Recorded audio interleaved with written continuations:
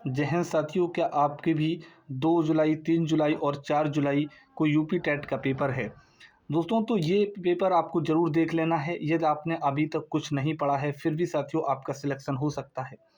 आपको चिंता नहीं करनी है कि पेपर साथियों बहुत ज़्यादा आसान लेवल का जो है वो पूछा जाने वाला है।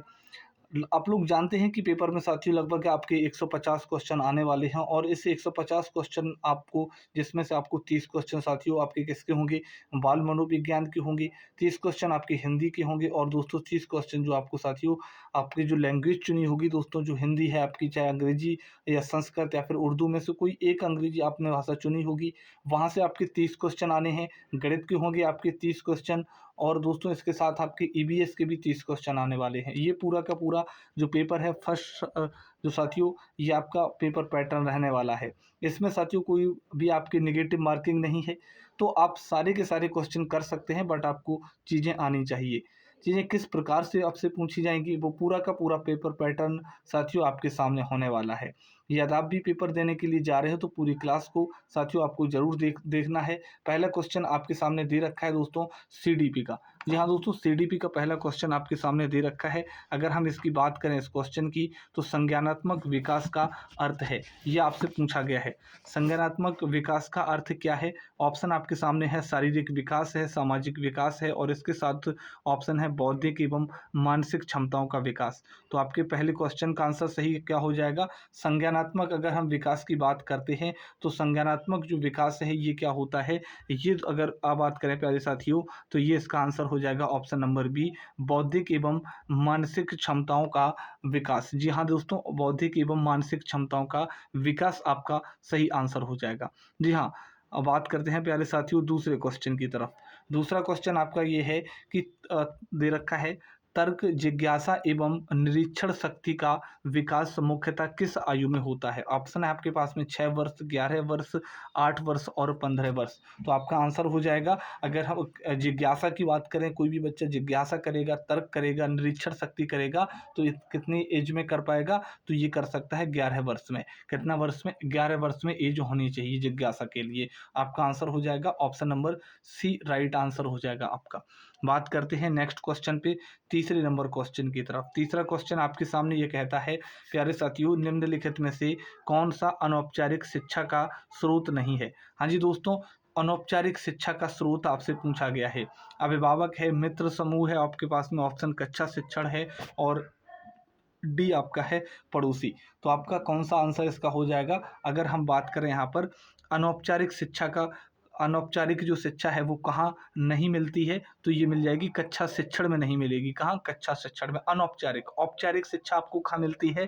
तो कक्षा शिक्षण में बच्चा को मिलती है। और अभिभावक, मित्र समूह, पड़ोसी, इन सब में दोस्तों आपको अनौपचारिक शिक्षा देखने को यहाँ पर मिलने वाली है। लेकिन औपचारिक रूप से आपके जो सिलेबस वाली है वो आपको कक्षा क्लास में ही विद्यालय के अंदर मिलेगी। बात करते हैं 4 नंबर क्वेश्चन की। यौन परिपक्वता में महत्वपूर्ण भूमिका किस ग्रंथि की होती है? पीयूष ग्रंथि है, अधवृक्क ग्रंथि आपके पास में, थायराइड ग्रंथि या फिर पीनियल ग्रंथि। ये आपके पास में 4 नंबर क्वेश्चन के 4 आंसर हैं। तो आपका आंसर क्या हो जाएगा? अब परिपक्वता की बात करें, यौन परिपक्वता की, तो आपका आंसर हो जाएगा ऑप्शन नंबर ए, यानी कि अगर हम बात कर रहे हैं पीयूष ग्रंथि को लेकर। अगर पीयूष ग्रंथि आप ऑप्शन लगा रहे हैं तो वेरी गुड, ज़बरदस्त आप आंसर कर रहे हैं, वेल डन, बहुत बढ़िया तरीके से। बात करते हैं मोस्ट इम्पोर्टेंट प्रश्न। दोस्तों ऐसे प्रश्न आपको देखने को मिलेंगे एग्जाम में। ये दोस्तों प्रीवियस ईयर आपके लिए महत्वपूर्ण हैं जो करवाए जा रहे हैं। अगर हम बात करें 5वें नंबर क्वेश्चन में, अर्नस्ट जॉन, ये नाम आपको देखने को मिलेगा एग्जाम के अंदर। अर्नस्ट जॉन के अनुसार किशोरावस्था की आयु सीमा क्या है? ऑप्शन है आपके पास 10 से 16 वर्ष, 13 से 19 वर्ष, 12 से 18 और 14 से 20 वर्ष।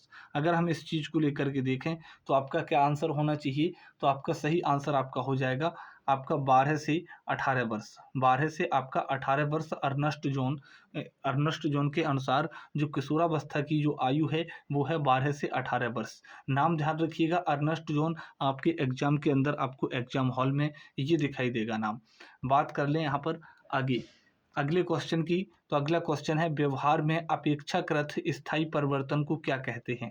जो दोस्तों व्यवहार है, बच्चे के व्यवहार में अगर अपेक्षाकृत मतलब कम समय के लिए, अगर कम समय के लिए कोई स्थायी परिवर्तन आ रहा है तो फिर उसे क्या कहा जाएगा? तो उसे क्या कहेंगे? अभिप्रेरण, संवेद, अधिगम या फिर प्रत्यक्षीकरण। आपका आंसर हो जाएगा क्या? अधिगम कहेंगे उसे, कि बच्चा सीखा है कहीं से, कुछ देर के लिए उसके अंदर स्थायी परिवर्तन आया है, अधिगम कहा जाएगा। क्या बोलेंगे? अधिगम। आपका correct answer option number B हो जाएगा। बात करते हैं आगे क्वेश्चन की। नेक्स्ट क्वेश्चन आपके सामने, अगला क्वेश्चन है 7 नंबर। डेनियल गोलमैन किस प्रकार की बुद्धि से संबंधित है? सामाजिक बुद्धि, सामान्य बुद्धि, संवेगात्मक बुद्धि और चौथा ऑप्शन है आध्यात्मिक बुद्धि। तो आपका करेक्ट जवाब यहाँ पर क्या हो जाएगा? डेनियल गोलमैन के हिसाब से संवेगात्मक बुद्धि। कौन सा? ऑप्शन नंबर जो बी है वो आपका सही आंसर हो जाएगा। गोलमैन के हिसाब से किस प्रकार की बुद्धि से संबंधित हैं ये? तो इन्होंने संवेगात्मक बुद्धि का जो है सिद्धांत दिया था। बात करें यहाँ पर आगे अगले पॉइंट को लेकर के, निम्न में से अगले क्वेश्चन है आपके सामने 8 नंबर क्वेश्चन। निम्न में से कौन सा अधिगम के पठार का कारण नहीं है? जी हाँ दोस्तों, अधिगम के पठार का कारण नहीं है। ऑप्शन है प्रेरणा की कमी, शारीरिक सीमा, विद्यालय का दोस्तों अगर हम थोड़ा सा जूम इन करें, विद्यालय का असहयोग, इसके साथ आपकी शारीरिक सीमा और एक आपका बन जाएगा ज्ञान की सीमा। तो आपके क्या बन जाएंगी? आपका आंसर आपका क्या बन जाएगा? तो अगर हम बात कर रहे हैं यहाँ पर तो आपका करेक्ट आंसर बन जाएगा अधिगम के पठार के लिए विद्यालय का असहयोग, है ना। आप ऐसे करके ध्यान रख सकते हैं, पठार का मतलब होता है रेगिस्तान वगैरह वाली चीज़ें। अगर हम वहाँ पर आप देखेंगे इस चीज़ को तो फिर असहयोग मिलेगा विद्यालय का, तभी बच्चे का कुछ इस प्रकार से असर होगा। मतलब विद्यालय का अगर असहयोग है तो फिर बच्चे के अंदर अधिगम के पठार जैसी चीज़ें बनेगी जा करके, ऐसे करके आप ध्यान रख सकते हैं। बात करते हैं अगले प्रश्न की तरफ। अगला प्रश्न आपके सामने 9 नंबर क्वेश्चन है कि केवल अवलोकनीय व्यवहार पर आधारित अधिगम सिद्धांत कौन सा है? जी हाँ दोस्तों, सिंपल क्वेश्चन, अवलोकन के व्यवहार के आधार पर। अवलोकन यानी कि जांच वगैरह के आधार पर, मतलब जांच कह सकते हो कि मतलब अभ्यास, उसका जैसे कॉपी, बच्चे का टेस्ट लिया उस कॉपी को चेक कर रहे हैं, वो अवलोकनीय है ना। तो आपका आंसर क्या हो जाएगा? संज्ञानावादी है, रचनावादी है और इसके साथ व्यवहारवादी और विकासवादी। तो आपका सही आंसर हो जाएगा ऑप्शन नंबर बी, विकासवादी। ऑप्शन नंबर बी, विकासवादी। आपका करेक्ट जवाब ऑप्शन नंबर बी अगर राइट आंसर है तो बिल्कुल जबरदस्त, आपने आंसर कर लिया है। 10वां क्वेश्चन आपके सामने, गेस्टाल्ट सिद्धांत किस पर आधारित है? गेस्टाल्ट सिद्धांत संपूर्ण से अंश की ओर है, सरल से कठिन की ओर है, अंश से संपूर्ण की ओर या फिर ज्ञात से अज्ञात की ओर? गेस्टाल्ट सिद्धांत किसे कहते हैं? आप बताएंगे। जो गेस्टाल्ट सिद्धांत है, गेस्टाल्ट सिद्धांत आपका बन जाएगा संपूर्ण से अंश की ओर, संपूर्ण से अंश की ओर गेस्टाल्ट। गेस्टाल्ट आपका क्या बनेगा? संपूर्ण संपूर्ण से अंश की ओर आपका बन जाएगा। ऑप्शन नंबर जो ए है आपका सही जवाब हो जाएगा, है ना। ऑप्शन नंबर ए आपका राइट जवाब हो जाएगा। बात करते हैं नेक्स्ट क्वेश्चन की तरफ। कोई दिक्कत नहीं, बेहतरीन तरीके से आप आंसर करेंगे। 10 क्वेश्चन का पड़ाव आपने पूरा कर लिया है। अब आगे के 10 से 20 क्वेश्चन सीडीपी के हम लोग करने वाले हैं। आपके इन 10 क्वेश्चंस में से जो हम लोगों ने किए हैं स्टार्टिंग के 10 क्वेश्चन, इसमें से कितने आपके सही बन रहे हैं ये हमें कमेंट बॉक्स में बताएं दोस्तों, कितने आपके स्टार्टिंग के 10 क्वेश्चन में से बने हैं। अब बात करते हैं आगे के 10 से 20 में। चलिए करिए आंसर 10 से 20 क्वेश्चन का। और क्वेश्चन नंबर 11 आपके सामने है, शिक्षण सबसे कम प्रभावशाली कब होता है? शिक्षण जो है सबसे कम प्रभावशाली कब होता है? शिक्षक के एकाधिकारवाद हो, केवल लिखने पर बल दिया जाए, विद्यार्थी निष्क्रिय हो या फिर उपर्युक्त सभी? तो 11 का आपका आंसर क्या हो जाएगा? उपर्युक्त सभी, बिल्कुल ऑप्शन नंबर डी। और हमेशा ध्यान रखना यूपी टेट के एग्जाम में अगर आपको उपर्युक्त सभी, ए बी दोनों ऐसे करके अगर ऑप्शन मिले तो आप 100% वहीं पर जाना, अपनी कोशिश करना। अगर आपको नहीं पता है तो फिर वहीं पे आंसर आप लगाना तुक्का जा करके। आपका ऑप्शन नंबर डी करेक्ट हो जाएगा। बात कर रहे हैं आगे की। 6 से 11 वर्ष के बच्चों के लिए अधिगम क्या है? 6 से 11 वर्ष के लिए बच्चों के लिए अधिगम क्या है? रटने की प्रक्रिया है क्या? क्या केवल पुस्तक अध्ययन है? सक्रिय ज्ञान निर्माण की प्रक्रिया है या केवल सुनने की प्रक्रिया है? तो आपका करेक्ट जवाब हो जाएगा ऑप्शन नंबर आपका बी, सक्रिय ज्ञान निर्माण की प्रक्रिया। हाँ जी, ज्ञान निर्माण की। ये केवल शब्द वगैरह, केवल रटना, ये सब आपके गलत शब्द होते हैं, नेगेटिव शब्द हैं इसमें, तो ये नेगेटिव वाला आपका आंसर नहीं हो जाएगा। सक्रिय ऑप्शन नंबर डी करेक्ट जवाब 12 नंबर का। चलिए आगे बढ़ेंगे, नेक्स्ट क्वेश्चन की तरफ चलेंगे और 13 नंबर क्वेश्चन जो है वो आपके सामने कुछ इस प्रकार से है। 13 नंबर क्वेश्चन क्या कहता है, अगर हम यहाँ पर बात करें 13 नंबर क्वेश्चन को लेकर के, चलिए क्वेश्चन में दे रखा है आपके सामने 13 नंबर क्वेश्चन दे रखा है कि ज्ञान के अधिगम प्रयोग को कौन सी शिक्षण विधि प्रोत्साहित करती है। हाँ जी दोस्तों, ऑप्शन है आपके पास में स्वयं अध्ययन विधि, दल अध्ययन विधि, समस्या समाधान विधि या फिर व्याख्यान विधि। तो आपका इसमें करेक्ट जवाब क्या हो जाएगा, आपका करेक्ट जवाब हो जाएगा समस्या का समाधान करना। हाँ जी, समस्या समाधान विधि जो है आपका सही आंसर हो जाएगा, ऑप्शन नंबर बी आपका राइट जवाब, ज्ञान के अधिकतम प्रयोग समस्या का समाधान। बिल्कुल, आगे बढ़ते हैं, नेक्स्ट क्वेश्चन, अगला क्वेश्चन नंबर 14, गर्भाधान से मृत्यु तक व्यवहार में परिवर्तन का अध्ययन क्या कहलाता है। गर्भाधान से दोस्तों मृत्यु तक व्यवहार में जो परिवर्तन होता है किसी भी व्यक्ति के, तो वो क्या कहलाएगा, सामाजिक मनोविज्ञान, वृद्धावस्था विज्ञान, विकासात्मक मनोविज्ञान या फिर मृत्यु विज्ञान। तो आपका करेक्ट जवाब हो जाएगा क्या, ऑप्शन नंबर आपका बी आपका सही आंसर हो जाएगा, विकासात्मक मनोविज्ञान। हाँ जी दोस्तों, विकासात्मक, क्योंकि विकास होता रहा है, अंत तक ही विकास होता है, लास्ट तक, ठीक है, जीवन से लेकर के मरण तक क्या होगा, विकास। तो हमेशा ध्यान रखिएगा, ऑप्शन नंबर बी बिल्कुल सही है। आगे बढ़ेंगे नेक्स्ट क्वेश्चन की तरफ, अगला क्वेश्चन 15 नंबर क्वेश्चन आपके सामने, और 15 नंबर क्वेश्चन आपका क्या कहता है, देखिएगा आपका आंसर क्या है। निम्नलिखित में से कौन सा विशिष्ट बालकों का प्रकार नहीं है। जी हाँ दोस्तों, विशिष्ट बालकों का प्रकार नहीं है, ये आपसे बात कर रहे हैं, धीमी गति से सीखने वाला, शारीरिक रूप से दिव्यांग या फिर सृजनशील बालक या फिर साधन संपन्न बालक। तो आपका करेक्ट आंसर क्या हो जाएगा, ऑप्शन नंबर डी हो जाएगा आपका, साधन संपन्न बालक। बिल्कुल, जो विशिष्ट बालक का जो प्रकार है वो कौन कौन से, एक तो सृजनशील होना चाहिए, शारीरिक रूप से दिव्यांग विशिष्ट है ना, तो धीमी गति से सीख रहे हैं, लेकिन अगर साधन संपन्न बालक है, उसके अंदर सब कुछ है, तो फिर वो विशिष्ट बालक नहीं है, वो सामान्य बालक है फिर, ठीक है। आते हैं नेक्स्ट क्वेश्चन की तरफ, 16 नंबर क्वेश्चन क्या कहता है, जिन बच्चों की मानसिक आयु उनकी कालानुक्रम आयु से कम होती है वे क्या उनसे बालक होते हैं, वो आपसे पूछा गया है। प्रतिभाशाली बालक होते हैं, मंदित बालक या फिर सामान्य बालक या फिर सृजनशील बालक। तो बताएंगे कालानुक्रम आयु से अगर जिनकी आयु कम है, मानसिक आयु, तो उसे आप क्या कहेंगे, उसे बोला जाएगा क्या, मंदित बालक बोला जाएगा। क्या मंदित बालक, मंदित बालक किस में है, ऑप्शन नंबर सी में है, वही आपका राइट जवाब हो जाएगा, ऑप्शन नंबर सी सही आंसर।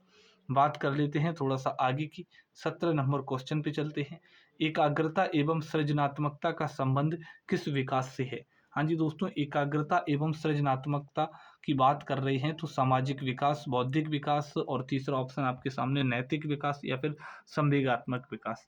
तो आपका करेक्ट जवाब क्या हो जाएगा, आपका सही आंसर यहाँ पर माना जाएगा, तो ये आपका बन जाएगा क्या, बौद्धिक विकास। जी हाँ दोस्तों, बौद्धिक विकास, अगर एकाग्रता जैसे सब, ये कॉमन वर्ड है दोस्तों, अगर एकाग्र चीज़ें आएंगी एकाग्रता वाली, तो हमेशा बौद्धिक कर ही चीज़ें लगाना, बुद्धि से रिलेटेड आपको आंसर लगा देना है, ठीक है, ऑप्शन नंबर सी सही जवाब हो जाएगा। एकाग्रता आ जाए तो हमेशा बौद्धिक, बुद्धि वाली चीज़ें वहाँ पर लगा दिएगा। बात करते हैं आगे को, क्वेश्चन नंबर 18, क्वेश्चन नंबर 18 आपका देखिएगा क्या कहता है। 18 नंबर क्वेश्चन, 18 में दे रखा है कि 7 प्राथमिक मानसिक योग्यताओं के सिद्धांत का प्रतिपादक कौन है। हाँ जी दोस्तों, 7 प्राथमिक मानसिक योग्यताओं, इनका प्रतिपादक इसे किसने दिया था, गिलफोर्ड ने दिया था, थॉर्नडाइक या फिर कैटल या फिर थर्स्टन। और आपका आंसर क्या हो जाएगा, आपका आंसर हो जाएगा कौन सा, थर्स्टन ने भैया दिया था। किसने दिया था, थर्स्टन ने दिया था। 7 प्राथमिक मानसिक योग्यताएं, ठीक है, तो किसने दिया था, थर्स्टन ने दिया था। इसका आंसर किसने दिया था, आप बताएंगे, आपका आंसर क्या हो जाएगा, थर्स्टन आपका आंसर हो जाएगा। चलिए बात करते हैं आगे को लेकर के, 19 नंबर क्वेश्चन पे आते हैं। 19 नंबर क्वेश्चन क्या कहता है, समझिएगा, थोड़ा सा गौर करिएगा। यहाँ पर क्वेश्चन में कहा गया है कि प्रेक्षण विधियों का उपयोग किसके आकलन के लिए किया जाता है। जी हाँ दोस्तों, प्रेक्षण विधियों की बात की गई है, तो अगर हम देखें तो बुद्धि, अभिरुचि, व्यक्तित्व या फिर अभियुक्त। तो आपका 19 का करेक्ट जवाब क्या हो जाएगा, आपका बन जाएगा व्यक्तित्व वाला। कौन सा, व्यक्तित्व, ऑप्शन नंबर सी आपका सही जवाब हो जाएगा। 19 का सी आपका करेक्ट जवाब हो जाएगा। चलिए आगे देखते हैं, आगे बात करते हैं क्वेश्चन की 20 नंबर की। तो यहाँ पे बताया गया है शिक्षण शिक्षण प्रक्रिया में सबसे अधिक ध्यान किस पर दिया जाना चाहिए। जी हाँ दोस्तों, 20 नंबर क्वेश्चन की बात कर रहे हैं। जब शिक्षण प्रक्रिया हो रही हो तो सबसे अधिक ध्यान किस पर दिया जाना चाहिए। नियमित उपस्थिति, विद्यार्थियों की सक्रियता, दोस्तों इसके अलावा गृह कार्य की जांच, विषय वस्तु की कठिनाई। तो आपका सही आंसर क्या हो जाएगा, आपका करेक्ट आंसर हो जाएगा कि विद्यार्थियों की कैसी हो, कि भाई विद्यार्थियों की सहभागिता होनी चाहिए और वो भी सक्रिय रूप से, है ना। तो विद्यार्थी उसमें सक्रिय हों तभी तो वो क्लास जो है आगे बढ़ पाएगी। जी हाँ दोस्तों, तो आपका सी जो है करेक्ट आंसर बन जाएगा 20 नंबर का। टोटल हमने सीडीपी के दोस्तों 20 क्वेश्चन कर लिए हैं और आपके प्यारे साथियों 20 क्वेश्चन में से कितने आपके सही है, कितने भर रहे हैं 20 क्वेश्चन में से नंबर, तो वो आप कमेंट बॉक्स में बताइएगा कितने आपने कर लिए हैं इन 20 क्वेश्चन में से। हाँ जी दोस्तों, आपका एडमिट कार्ड आ चुका है, आपने देख भी लिया होगा और आप बताएं कि दोस्तों कि आपने किस तरीके का और कितनी दूर आपका गया है और कब जो है आपका एग्ज़ाम है। चलिए अब बात करते हैं दोस्तों, अंतिम पड़ाव पे आ चुके हैं सीडीपी के, यानी कि 20 क्वेश्चन कर चुके हैं, 10 क्वेश्चन और करना बाकी है, टोटल 30 क्वेश्चन आते हैं। अगर हम बात करें आगे की, तो प्रक्षेपण विधियों का उपयोग करके किसके आकलन के लिए किया जाता है। दोस्तों प्रक्षेपण विधि का उपयोग किसके लिए किया जाता है, बुद्धि का, व्यक्तित्व या फिर अभिरुचि या फिर अभिवृत्ति का। तो अगर हम बात करें यहाँ पर, तो दोस्तों ये आपका बन जाएगा क्या, प्रक्षेपण अगर करेंगे तो आपका क्या, अभिरुचि के लिए ये किया जाएगा। किसके लिए, अभिरुचि। आपका correct answer option number B आपका जो है सही आंसर हो जाएगा, अभिरुचि वाला सही जवाब। आगे बढ़िएगा, नेक्स्ट क्वेश्चन की तरफ चलते हैं। क्वेश्चन नंबर 22 वाला आपके साथ थोड़ा सा जूम इन करेंगे, चलिए अलग अलग दिखा देंगे, कोई दिक्कत नहीं। अगला क्वेश्चन आपके सामने कुछ इस प्रकार से है, नंबर 22। कक्षा 5 के न्यून दृष्टि वाले बच्चों के साथ क्या करना चाहिए। उसे निम्न स्तर के कार्य के लिए माफ़ करना चाहिए। दोस्तों कक्षा में सामान्य रूप से व्यवहार करते हुए ऑडियो या सीडी की सहायता से देनी चाहिए उसको, या फिर इनके अलावा दो ऑप्शन और हैं दोस्तों, वो ये है कि उसके कार्य में माता पिता व मित्रों की सहायता लेनी चाहिए, कक्षा में उसके साथ विशेष व्यवहार करना चाहिए। ये इनमें से आप क्या आंसर लगाएंगे इस क्वेश्चन का, 22 नंबर के क्वेश्चन का। तो अगर हम बात करें 22 नंबर के क्वेश्चन का आप आंसर क्या लगाएंगे, तो अब यहाँ पर कह देंगे कि उसके भैया यहाँ पर क्या करेंगे, उसके जो न्यून दृष्टि वाले कहें कि बच्चे हैं, उनके लिए हम उसके कार्य में माता पिता और उसके मित्रों की सहायता उसमें लेंगे। माता पिता को बताएंगे कि हाँ इस पे कोशिश करें कि घर पे भी जा कर के ये चीज़ इनसे करवाएं, ताकि चीज़ें और भी ज़्यादा क्लियरिटी आ सके चीज़ों में। दोस्तों बात करते हैं आगे की, शिक्षण प्रक्रिया में शिक्षण शिक्षण प्रक्रिया में निम्नलिखित में से कौन सा भली प्रकार ध्यान रखना चाहिए।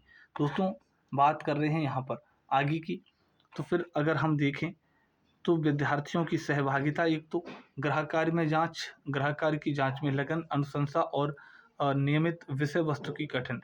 दोस्तों अगर हम शिक्षण प्रक्रिया की चीज़ें अगर देख रहे हैं तो सबसे पहले हमें क्या चाहिए, मैंने आपको बताया कि विद्यार्थियों की सहभागिता जरूरी है। विद्यार्थियों की क्या सहभागिता मोस्ट इम्पोर्टेंट है, विद्यार्थियों की सहभागिता चाहिए सक्रिय रूप से, वो भी विद्यार्थियों की सहभागिता चाहिए है।